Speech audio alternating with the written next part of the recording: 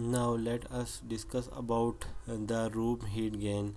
We can calculate, or we can calculate the total room heat gain for cooling load.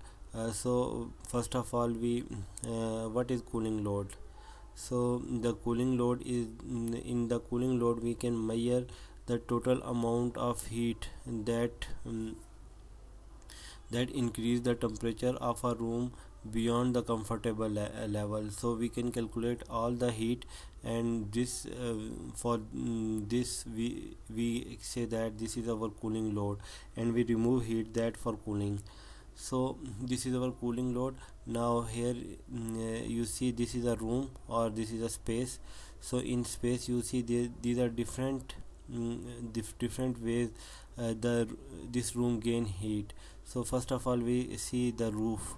So through roof the heat is transferred to this room.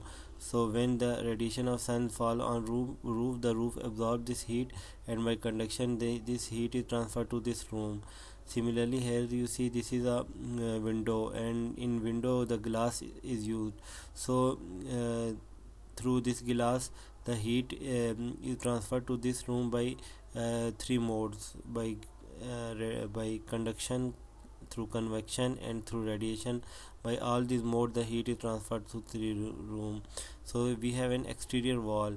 So by the exterior wall also absorb heat from the sun and from external environment, and then transfer to this space.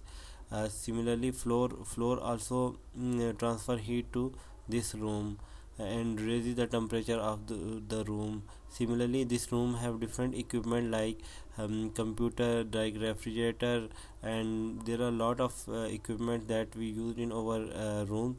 So these all things also increase the room heat. Similarly, lighting. So lighting also adds the also adds the heat in a room. So they can also increase the room temperature. So this is partition walls. So through these partition walls the heat is also bring in a room. So the doors also adds heat to the through the door. The heat is also transferred to this room.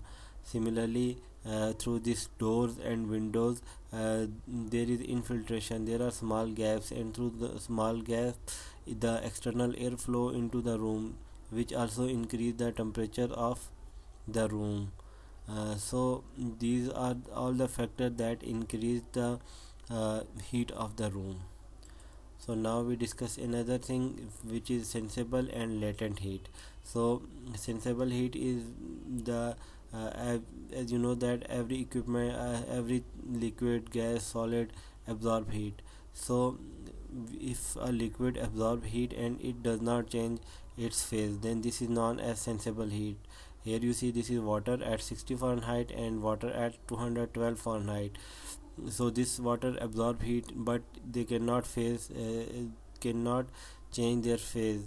So this heat absorption of water is called sensible heat.